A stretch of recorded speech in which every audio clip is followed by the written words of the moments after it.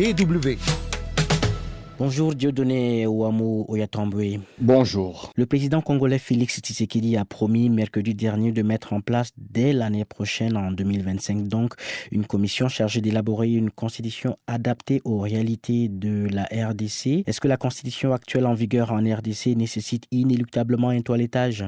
Parce qu'il y a quand même beaucoup de points dans cette constitution qui posent problème. Le chef de l'État en a cité quelques-uns, notamment sur les désignations de certains mandataires, en tout cas de certains élus, la place du gouverneur des provinces, leur modalité d'élection, des questions liées même à la nationalité congolaise, qui sont des sujets qui n'ont jamais été tranchés, qui n'ont jamais été résolus. Comment dire, il y a plusieurs sujets sur lesquels il me semble qu'on a vraiment besoin de réfléchir à tête reposée et de procéder à quelques aménagements ou à quelques correctifs pour pouvoir renforcer la démocratie en RDC.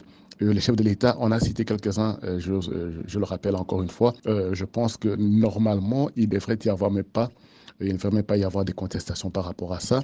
N'oubliez pas que même à l'époque de référendum sur l'adoption de cette constitution, l'Église catholique s'était montrée très réservée et même le parti de M. Étienne Tshisekedi, l'UDPS de l'époque, s'était abstenu de se prononcer sur cette constitution. C'est dire que dès le départ, elle posait problème et que ce n'est que normal qu'à un moment donné, on puisse se rasseoir pour regarder ce qui devrait être revu, ce qui devrait être corrigé, ce qui devrait être amélioré. Notre constitution n'est pas bonne, elle a été élaborée à l'étranger et par des étrangers, a déclaré en substance le président Félix Tshisekedi lors de son meeting à Kisangani mercredi. Comment est-ce que vous réagissez à ces déclarations ?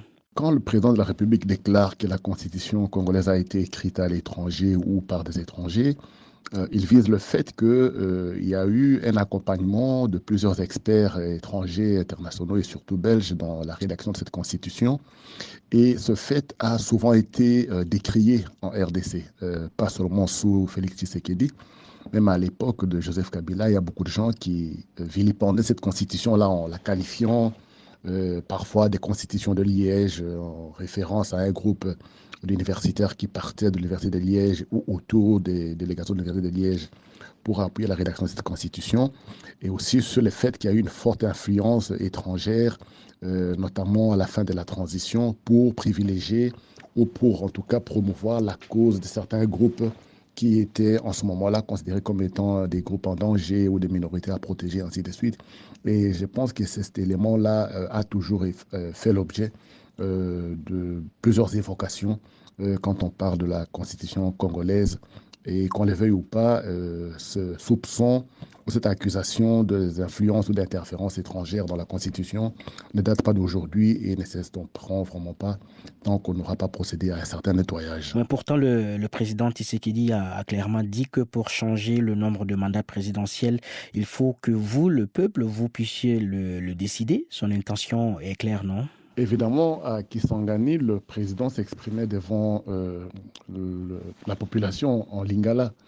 Et il me semble qu'il dit clairement dès le début que pour pouvoir changer le nombre ou la durée des mandats présidentiels, il faut que le peuple en décide.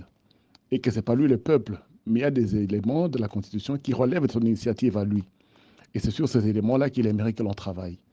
Donc, si on ne lui prête pas des intentions, il me semble que son discours est assez clair là-dessus. Il n'évoque pas la possibilité ou le débat sur la modification des articles qui sont verrouillés dans la Constitution, mais il dit qu'il y a d'autres articles dans la Constitution qui nécessitent qu'on les revoie pour mieux faire fonctionner la démocratie congolaise. Et il précise même que ce n'est même pas urgent et qu'il ne faudrait pas que l'on s'entretue pour ça ou que l'on se batte pour ça, parce que c'est un sujet qui va être soumis à un groupe d'experts de toutes les disciplines confondues qui vont y réfléchir, qui vont y travailler. Mais dans ce qu'il a dit pour l'instant, il n'évoque pas la possibilité de toucher à ces articles verrouillés. Donc, sauf à faire des procès d'intention, il me semble qu'il est clair à ce niveau-là.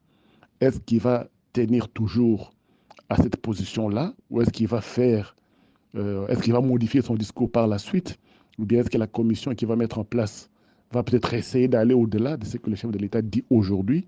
Ça, seul l'avenir nous le dira.